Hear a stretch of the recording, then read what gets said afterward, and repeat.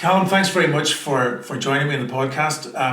I had stumbled across your content on LinkedIn, and I was really inspired by the fact that you were talking so confidently and authoritatively about the platform or the medium of telemarketing and telesales. So can you just give me a bit of background and explain to people who you are and what you do? Yeah, well, first, thanks for having me on. This is my first podcast, so that's exciting, isn't it? Good man, yeah. But yeah, a little bit about me. Obviously, my name's Callum. People may know me or may not as the PhoneJacker. I'm primarily quite active on LinkedIn. So basically, clients hire me when they need someone to pick up the phone and prospect for new business, right? Often they're struggling to find someone to do that, or in some cases they have salespeople that do that, but they're just not very good. So perhaps they don't set enough meetings, or if they do, they often turn out to be a waste of time. So they get me in to try and fix that. I guess the short version of that is I'm a freelance sales development rep for hire. Okay, so we had talked just before we went kind of live. I've been working with a lot of customers, I still work with them, who are almost delighted when they say, I'm not doing telesales anymore. And it's with relief, and I think that's partly because they're probably not doing it right. You don't see a problem with telesales or telemarketing at all. In fact, from the content that you're putting out on LinkedIn, it's like you're enjoying a rare vein of form. Well, yeah, it's a good point. I guess from my experience, most salespeople choose not to do prospecting they say prospecting, cold calling doesn't work because it's an excuse, so they don't have to do it, right? So that's one way of looking at it. But I guess less and less people are doing it. I mean, when I started my sales career, I never picked up the phone and prospected. I had to learn it. And obviously, the less people that are doing it, the more effective it is, right? So those that can do it well will see inevitably some success from it. Yeah, there's social media and digital channels seems to be put forward as the ideal replacement, and it's that blue ocean and red ocean thing that if everybody's sending emails and doing social media, it's harder to stand out. And if you get the right contact details and you've got the confidence and the skill, then making the phone call is pretty straightforward, isn't it? Yeah, no, absolutely. And I guess when you look at it like that, you have to ask yourself the question, how many emails or LinkedIn requests do decision makers typically get per week? I don't know the answer to that, but I imagine it's quite a lot, right? They probably don't have time to read them all, so I guess a lot of them go in the bin without even being opened. And it's really hard to get their attention, right? But if you can pick up the phone and call a decision maker and have a conversation with them, like that's intimate. Instantly, a one-to-one conversation is an intimate conversation, right? And you've got their attention. So, from my point of view, there's no really real comparison between the effectiveness of email versus cold calling. It's just that the stigma around cold calling is quite negative. So a lot of people think that it doesn't work. But if you can do it well, then you've got, like I said, you've got a conversation with a decision maker there and then. So why wouldn't you do it? That would be the way I'd look at it. So you don't have any stigma to it whatsoever. And I'm suggesting and encouraging people to follow your stuff on LinkedIn, and hopefully you'll get a few bumps after this. But you've got this real honesty about it's a warts and all approach. So you're recording yourself and you're publishing, you're recording on LinkedIn, and you're going, God, that was a bad idea, wasn't it? Or I shouldn't have said that. And then you're talking about, you're giving away some really brilliant tips and I wouldn't say tricks, but tips and pointers for people. Why do you do that? Like, why do you, why do you do that? It's a good question. Well, first and foremost, I'll take you back. First and foremost, I went self-employed, I think around August, September last year. So about 6-7 months ago, I think. And I wanted to use LinkedIn as a tool to attract new clients, right? That was primarily the reason for going on there and being active. And when I started out, I did a lot of written posts. And in hindsight, a lot of them were quite bad. And obviously, first time I'd done that, so it was a case of trying to get good at kind of writing posts and all this kind of stuff. And then I had a chat with guy called Benjamin, who's actually the guy that I learned everything what I do from. I phoned him up and I just said, look, I'm really struggling with this LinkedIn stuff. Like, have you got any tips? And he just said that all you've got to do is start recording yourself making calls and post them out, and like you'll start getting some traction there. And there's not a lot of, not necessarily sales trainers, but there's not a lot of people in the sales community that post prospecting calls, right? So instantly it was one way to stand out. And then the second thing was, as I said, the reason for me using LinkedIn was to try and attract new clients, right? So everything that I do in terms of the content that I post is basically to try and demonstrate that I know what I'm doing, and that one, cold calling works, two, perhaps that I'm good at it and maybe they want to consider hiring me.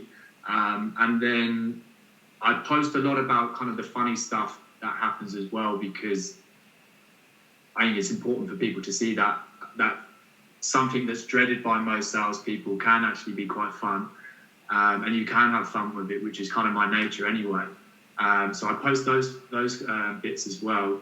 And then I guess to answer your question around kind of the warts and all piece to it is, it kind of stems from, I remember seeing, I think it was a copywriter posted something ages ago, and I remember seeing the post on LinkedIn, and it was basically about, obviously from a sales copywriting point of view, that whenever you go onto a business or a company website, the phrase that they use is that the company just wheezes all over the prospect. Yeah.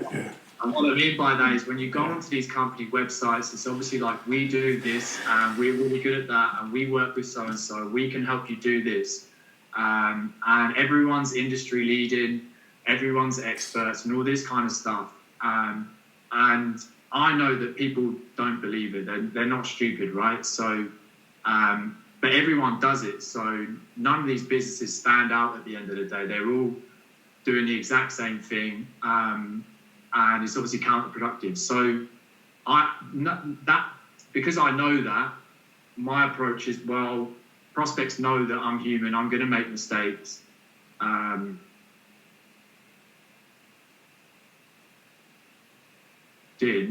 Because it also shows that perhaps I'm someone that's quite like self-reflective, and can learn from mistakes, and is open and sharing those on LinkedIn. And it just shows kind of the true side of what it's like to prospect. And I guess the other thing as well is that anyone that does cold calling will know that the majority of calls end in a no, right?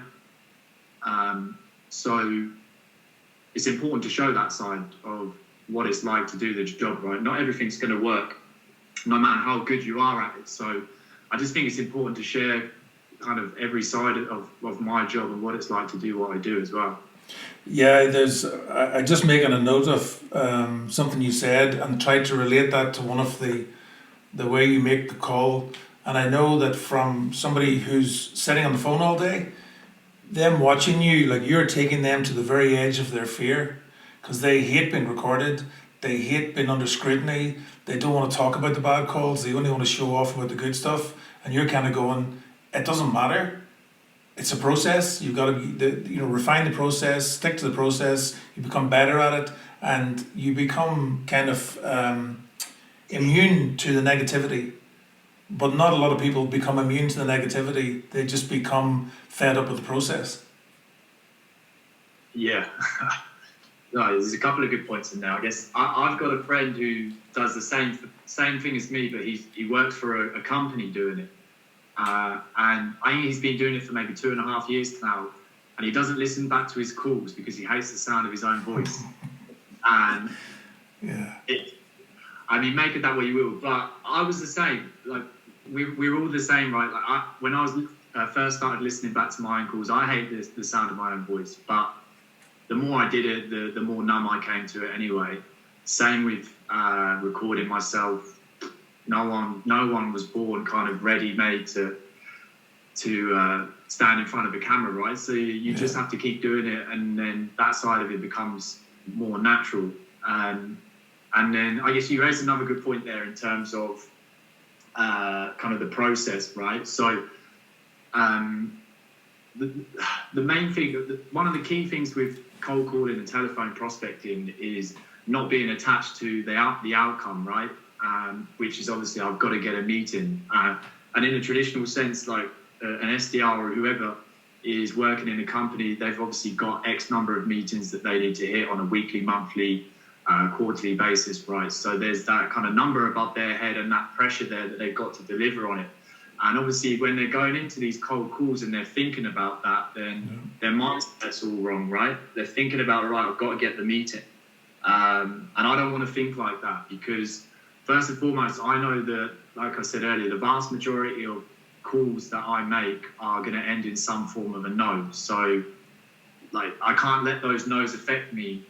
What I've got to do is make sure that I do my job and follow a process well enough so that if I do everything right, then I get the right outcome from that call. So going back to your point about the evaluation process and kind of analysing what I do is so important, because I need to reflect on any mistakes that I make. I want to reflect on them. Maybe I need to do something different. And yes, the only way you can do that is by listening back to your calls, making notes and kind of putting them into practice. And the next time it comes up in a live scenario, then you're better prepared to handle it, right? And it's just a constant process that you go through to, in essence, master cold calling, right? I think it's exactly that. You and the attorney made some really, really interesting points on that. I would consider it the same to like acting, where nobody goes on to a Tarantino set and just does a one take and that's it. Like, they spend hours and hours and hours and hours getting to the point where they're confident enough to go on stage, and then he'll do 17 takes, and the outcome along that has to be failure at some point, like, because you're not going to nobody's expecting perfection. Ironically, a lot of business owners expect perfection, and I'm sure a lot of the clients that engage with you will expect a degree of perfection that needs to be recalibrated during the process. But yeah, it's about it's not a confidence thing in my head, although for me, I have the same thing. I don't like this. This is a video format that I'm not really comfortable with. I'm only getting used to that. But if the content is worthy, then it doesn't really matter.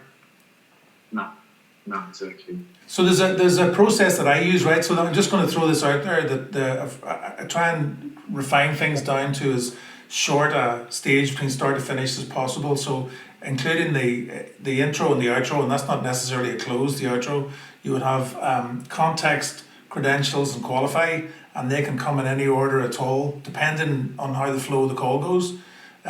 Is that something that sounds familiar to you, and is that what you would use, or something? Good man, let's hear it then. Let's go. Mate, it's a good point. And as I mentioned earlier, I follow the same process every single time, right? And the key thing, at the end of the day, the prospecting call is just a conversation, right? The problem is that prospects and people are so conditioned to hate cold calls that you meet a lot of resistance, right? So I can't just call up any old prospect, introduce who I am and my company, and then we'll have a free-flowing conversation. It just doesn't work like that. So there's lots of things that happen in the call that kind of I use to try and counter that. So my process, I think, is 6 or 7 steps. The first one is I use a pattern interrupt. So typically sales calls or cold calls would start by the salesperson calling up saying, "Hi, how are you? This is my name, I work for ABC company." That's a typical introduction, right? And whenever you get an unsolicited call, you don't know the number, and someone asks you how you are, you know probably that this is going to be a cold call. And prospects are conditioned when they hear that, they're just like, how quickly can I get rid of this person? That's what's going through their mind, right? So I use the pattern interrupt. You've probably seen it on the videos. Yeah. 30 seconds or hang up, right? And that gives me permission to speak. Once I've got that, I have a 30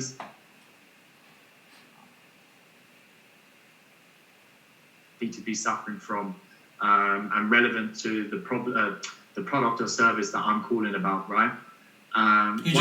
Sorry, Callum, you just broke up a wee bit there. You were saying that's your 30-second pitch? Mm-hmm. Okay. Yeah, so after the pattern interrupt, I have a 30-second pitch. And in that 30-second pitch, I list three pain points that the prospect, I believe, is likely to be suffering from. And obviously, they're related to the product or service that I'm calling about. Once I've done that, I make a statement and I ask them a question, basically denying that those problems exist in their world. And it gets them to fight back. And if they are relevant in their world, they'll probably tell me. And then that's 1 and 2, 3. The fourth bit is kind of an emotional grinder, if you want to call it that. It's a series of questions that basically tries to uncover the layers of that specific problem that we're talking about. And it's things like, how long has it been a problem? Have they done anything to try and fix it? What impact is this having on the business? Is it costing them any money? Is this something they even want to fix? Which is a really important question to ask. And then once I've done that, if I've done my job well enough, then I should get to the point where I never ask for the meeting. I'll either ask the prospect, what would they like to do next? And I'll get them to tell me, or I'll ask them, is there any reason why they wouldn't want to explore this further on a call? And that's, in essence, the close. Yeah. And then once I've done that bit, we'd agree on the time, and then I'd also agree with them what's going to happen on that call. So it's a brief upfront contract. And then the very last thing is I give them one last chance to bail. And I ask them the question, there's no reason why after this, when you hang up, you're going to think, what have I done? I've agreed to meet with a salesperson, right? So always give them that last chance to bail.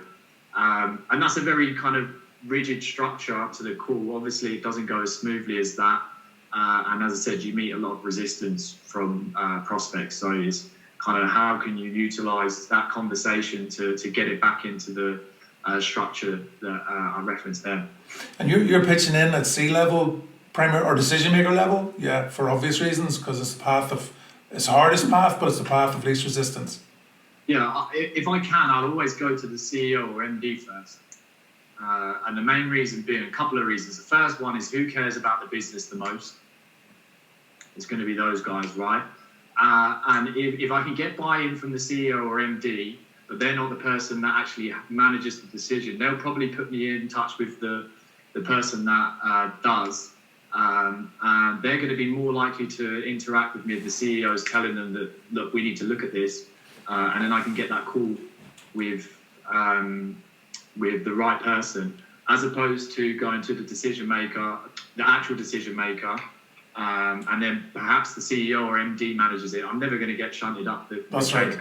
Yeah. Right? I'm only going to get shunted down. So that would be kind of how I approach it. Obviously, when you've got big blue chip companies like Microsoft, Coca-Cola, I'm not going to be able to get through to the CEO very easily, right? So you might be a bit more strategic in terms of the type of decision maker that you're going after. But yeah, as a rule of thumb, I'd always start at the top. So a quick confession here, I had checked out your process on your LinkedIn, and I looked at it and I was kind of smiling of the pattern interrupt, because for years I would have been coaching and training guys to, good afternoon, name, and apply the same logic to every call. And in fact, all I was doing was changing the company name. I'm calling from company X and I'm now calling from company Y. One of your videos, you introduced the call pretty much immediately by saying, I've got to be honest with you, this is a cold call. I think that works a lot more often than it's given credit for, Yeah, absolutely. And it doesn't work on everyone, right? No. I'll give you an example. This is when I was prospecting for my own business. I don't know why, I just found I was targeting kind of small to medium-sized companies, and a lot of them were agencies, so marketing, digital, PR. And then I dipped my toe into these kind of like sports marketing consultants or sports management consultants. There was a real mixture. And I had about 20 companies, and I called most of them, and I think like 2 or 3 out of 20 actually gave me 30 seconds. The rest of them was very hostile, like, how did you get my number? Yeah. Why? And I couldn't work it out because they were all CEOs. And then I went and done some more research, and I found out that they've all got backgrounds in law. And I guess that's kind of the sports tie-up. They deal with like these mega contracts and deals and of course, yeah. commercial side of things. And their background, they were all lawyers.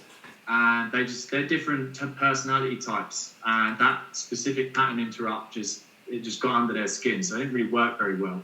But for the most part, it works really well on CEOs because their personality type is, if you think about disc profiles, they're high in the dominance. That's right. Sphere, right? So CEOs they're highly driven people. The way they communicate, they're quite direct. That's right. Yeah. They're not rude, but they're also busy people, right? So I need to respect that. And they also make a lot of decisions. So they're used to make a decision. So taking that all into consideration, if I call them up, I know if I go through the whole spiel, this is Callum, I'm calling from ABC Company, how are you today? I know that's going to piss them right off. So I don't do it. Just go straight in. I say, look, I'll be up front. This is a cold call. So you can either hang up now or let me have 30 seconds and then decide. And what happens when they hear that is because I sound and I behave like them, they respond to that. They're like, I like this guy, this is how I behave. And it also forces them to make a decision. So it gives them the illusion that they're in control. But really, I've just given them two options. You can hang up or you can give me 30 seconds. Yeah. And when they hear that, a lot of people, even the ones that are hostile to it, they'll still say, what's the call about? They might not give me 30 seconds, but they'll still say, well, what's the call about? And then we can have a conversation and perhaps it goes further. But yeah, I think I posted something, I think it was last week or 2 weeks ago maybe, and I showed some statistics on kind of how effective it was. And it's around 85, 95% when it works. Yeah. And the other 5, 10, 15, they'll just instantly hang up. No, I that whole thing about asking somebody how they are is like, you don't even really say that to your friends, No.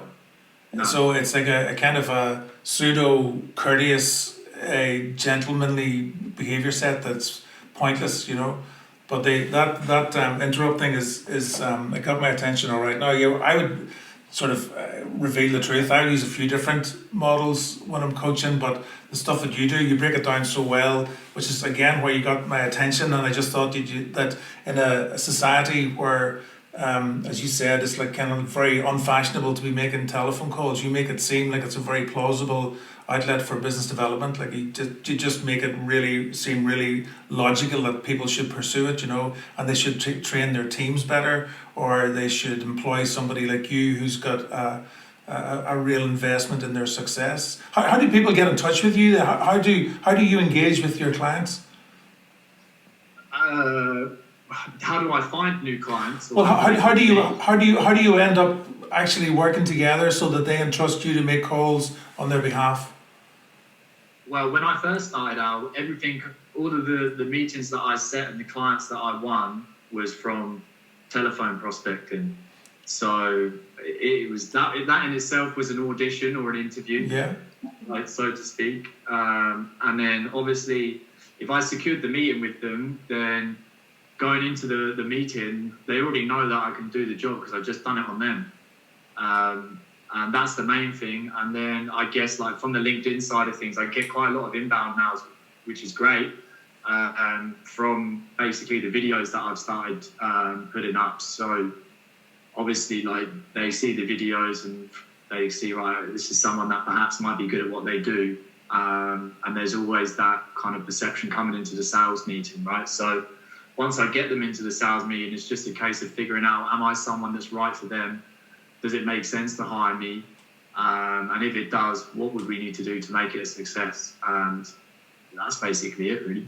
So, and then in terms of the transition from Callum working for himself to Callum working for somebody else, how much information, what kind of onboarding process is it so that you're actually then able to go and make calls on their behalf?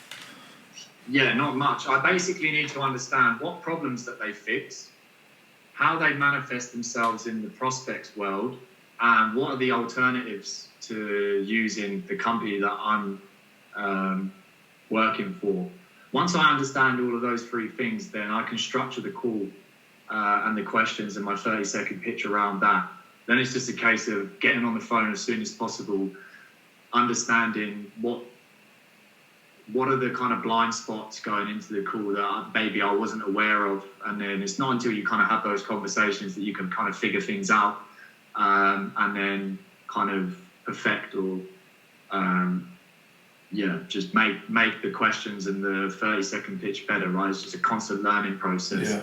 I think, as I said to you before we went on, the more clients that I've worked with and the different kind of products and services that I've started having conversations with, you can start to see the similarities, and kind of how you'd shape the same questions or the types of questions, specifically to what the conversation's about. So yeah, the more I've done it, the easier it gets to figure all of that out. But it's not long, like half a day, if that. Yeah. I know we're coming close to time here. What sort of time is it now? Are we okay for a bit, are we? Okay. Yeah. So one of the things that comes across in your content, and one of the things that comes across talking to you here, is that you have a really kind of effervescent disposition. Like you seem to be in the right frame of mind to do the work. Okay. And I think for some people that's kind of the crux of it, is that you've got these oscillations throughout the day or throughout the week where you're in a great mood, bad mood, too much Red Bull, too much coffee, and that takes its toll. How do you keep a consistency, or do you find it easy to be constant across your work so that you're able to deliver good performance or at a level all the time? It's not easy, no.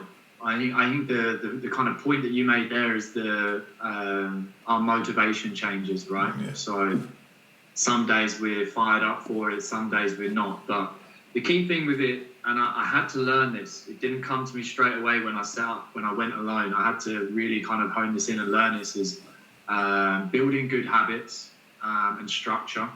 So obviously, when I'm making my calls, I try and make them at the same time every single day. So be one of the first things that I do in the morning, I'll get out of the way. And then I'll also do a late afternoon block as well. Those are the two main ones that I do.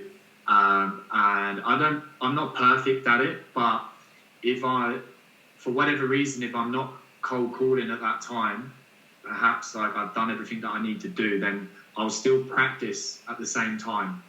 So let's say Friday is a good example. Friday morning, if I've done everything that I need to do for that week and I don't need to make any more calls, then I'll still use that same time to practice, so that my body's kind of in tune that, right, this time of day every single week I'm making cold calls, even if I'm not actually doing them. And I had to do that fairly early on. Now I would have to make the calls, right? And obviously I have the not so much the pressure, but like I'm in agreement with my clients that I deliver a certain amount of meetings. So there's always that kind of that motivation there anyway, right? And then I guess the other thing to throw in there is the preparation, right? Like everything kind of starts the day before. I know what calls I'm going to do the next day. I've already got my list sorted out. And anything that I may have learned the day before, I would have written down, I would have reviewed it, and then before I make the calls on the next day, I would have read the notes that I made from yesterday, and maybe there's something that, right, I need to focus on that today and try and improve that today. And I just try and keep that structure every single day, and it's really boring, but it's really important, because once you get it, when you miss that time slot and you're not actually cold calling, it starts to feel alien, right? And yeah, by doing it, it just really, really helps. My body's just tuned into doing it now every single day, so it's not a problem. So this thing about preparation and practice is really something that I would be trying to sort of drill home, and the importance of practice and how little time in business we devote to practice. And I certainly have all this sports high performance books, and would get guys on the podcast who are sports psychologists talking about performance improvement, and the difference between a business person, a salesperson, and an athlete is recovery time, nutrition, and training. We're working 5 days a week, 7 or 8 hours a day, and the only time you get forced into practice typically is when things are going badly, and that's called a training program, and then you feel like a dunce in the corner, and you're trying to relearn old habits that were badly taught in the first place, or whatever. You dedicate quite a lot of time to practice then? Less and less now, but yeah, before. Obviously, I'm on the phone every single day, so a lot of that is kind of the practice. But I do like a warm up before I do my calls, and that's more mainly designed to get myself in the right frame of mind as opposed to practicing kind of what I say, because the main structure of it, like I've said it so many times now, just it's more about how can I get myself back into the kind of rhythm of it. So I do that before I make the calls, and I think that's so important because of like, especially if you're not really feeling up for it, then that can come across in your tone. And as you know, tone's so important when you're talking to people on the phone, because they'll pick up on it, and it will have an adverse effect on the things that you're trying to say, right? So that's really important, is the kind of tone and being in the right mindset. But because I've done it so much now, like every time I put my headset on, it's a trigger for my brain. It knows kind of the frame of mind that I need to be in. So I also know that if there are moments where I'm not really feeling up for it, as long as I've got everything prepared and all I've got to do is put the headset on and press the call button, then the barrier to kind of resistance is so small, then I know that I'll do it. But as I said, I had to get there. At the beginning, it wasn't that easy, right? But yeah, now I've been doing it for 6 months or whatever. Like it's fine, but yeah, getting there is tough. I don't know if you like your music, and I don't know if you listen to Joe Rogan. So it's gonna be a hit or miss question for you.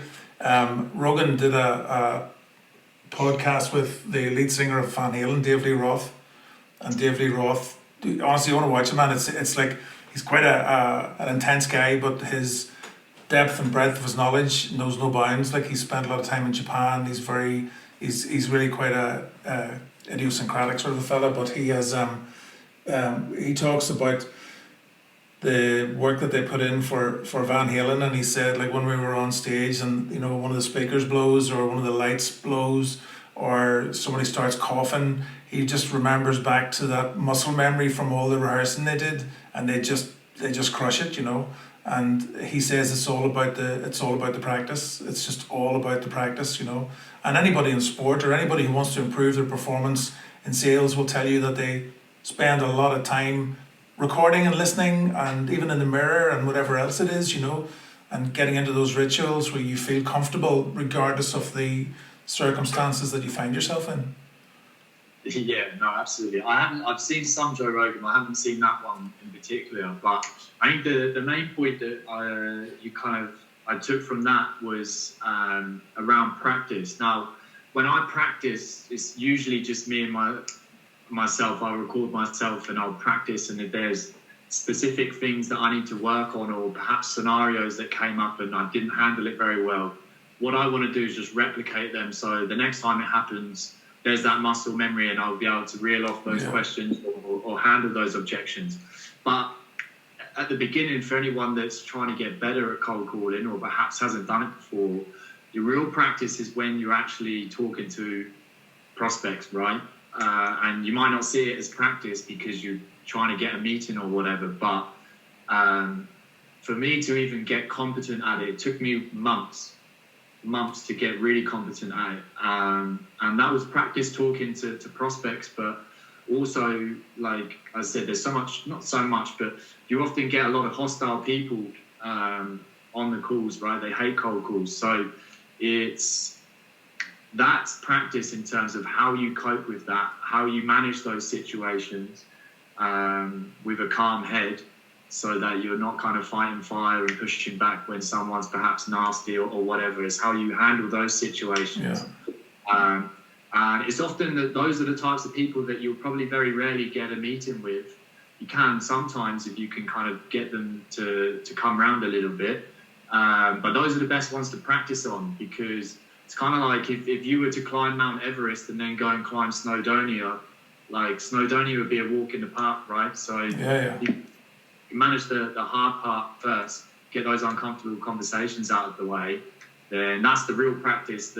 When you get the prospects that you can have better conversations with, it seems like a breeze, right? And you can handle them so much better. I would agree with that completely. I think that it's not an easy. It's not for everybody. First of all, I think the people who begin the journey of working in sales and they begin in telephone, they find out very quickly sometimes that it's just not for them. But it takes a little bit of perseverance, and you find that actually I can't cope with it. But it isn't for everybody. There's definitely isn't for everybody.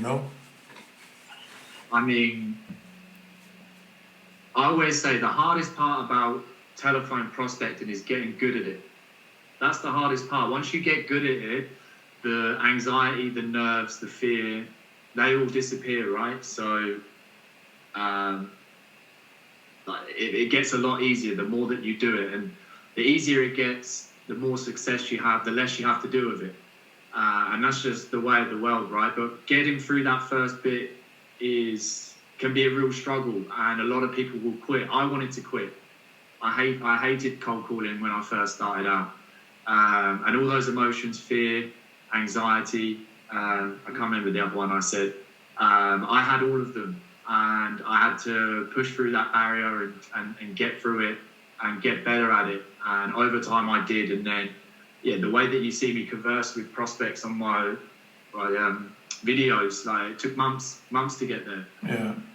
And that's just the reality of it. But the other thing that you kind of raised there, a couple of things, but the first one is the problem with the role of the SDR is that it's primarily, whenever you see a job advert for that SDR role, they're always looking for graduates, and it's low pay, right? So there's a stigma around this job that it's not very desirable, entry-level job, doesn't pay very well.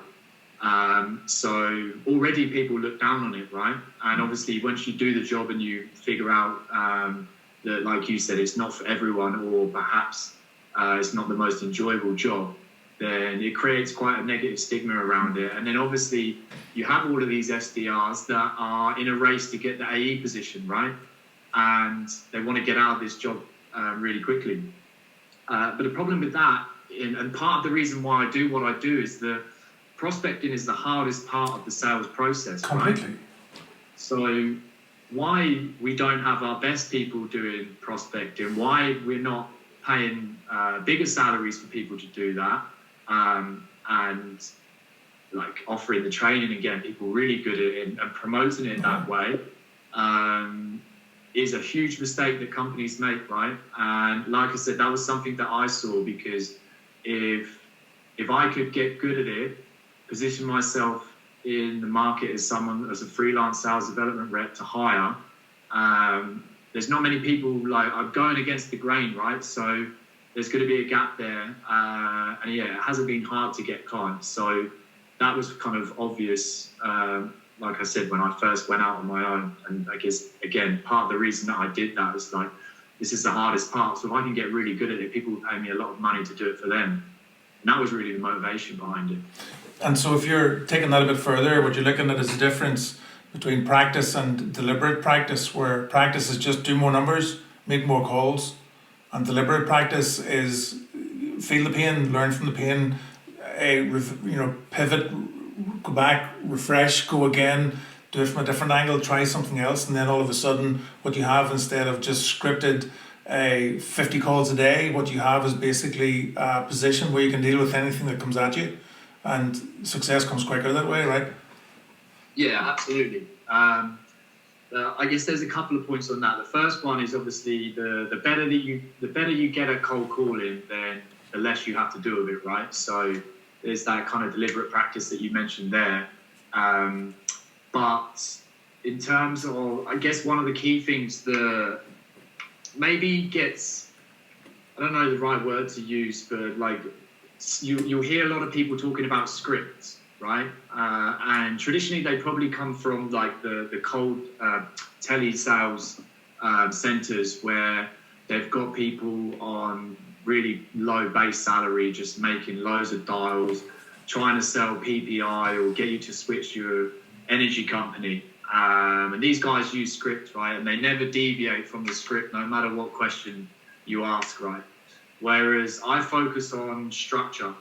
So I mentioned kind of the structure that my calls take place. But they'll always veer away from that based on what the prospect says to me, right? Sometimes they might want to jump straight into kind of, how does this work? What does this cost? All these types of things early on before I've even established that they've got a problem that I can fix, right? So it's really about kind of understanding what are all of the possible things that a prospect could say to me at any stage within the call. And there's not many. What if I get them, and at what stage, how am I going to deal with that, and how am I going to respond to that?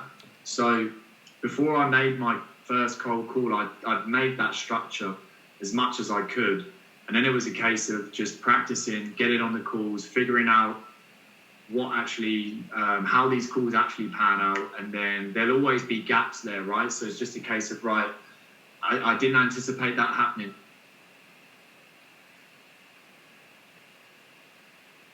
And I'd make a note, scribble that down, and then that kind of structure just grew and grew and grew. And then it was just repetition. Yeah. Like just doing it over and over again. And then, as I said, like, one of the great things about doing what I do now is I get to work with varied clients, right? So we talk about one product one day and then the next, and the questions are different, and the structure's different, the conversations are different. So that really helps me get better, because I start learning from all these other calls that I'm making, and then it all comes together, right? And yeah, it just gets easier. I had threatened to ask you a question, and you said at the time you didn't know whether you could answer it or not. So this is a moment of truth, right? So if you had one sentence to use that would differentiate you from your competition, what would that be?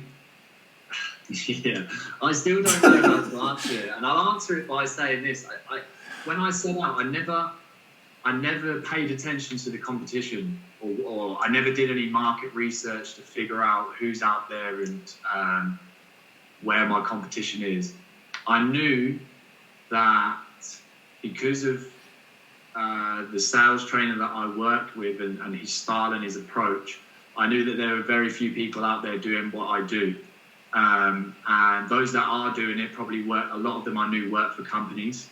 So I wasn't aware of any like direct competition that was very active on LinkedIn. I've seen some people that are freelance kind of SDRs or whatever you want to call it, but I haven't seen a lot. I know there are a few companies that do it, but I wouldn't necessarily say that they're my direct competition, so to speak.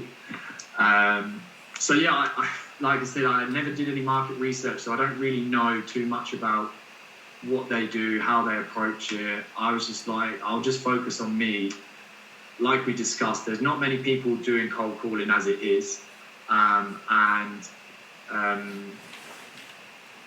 there's not many people out there that do the freelance side of it. So the other side of it is that I can only work with 3 to 4 clients at any one time, right? Yeah. So I was dead certain that there was going to be 3 or 4 clients out there that needed what I provided, right? So that was always my mindset. So I got no idea how to say, right, in one sentence, this is how I differentiate myself from others. I just don't know. Yeah, I'm not apologising for the question, but I think you've answered it. You've given a really, really comprehensive front to back in 35, 40 minutes there, man. So we're gonna close it now. I'm gonna ask if you would be willing to get back on again at another time in the future when you have a bit more time to maybe go into some things in a bit more depth. It's been really refreshing talking to you, Callum. It's good to see that. I'm going to leave notes below on the YouTube and also on the podcast for people to catch up with you. But if you want to tell them where is the best place to find you, where should they go? Yeah, absolutely. LinkedIn is obviously the #1 place that I hang out. So you can search for Callum Beecroft or the PhoneJacker and I should come up.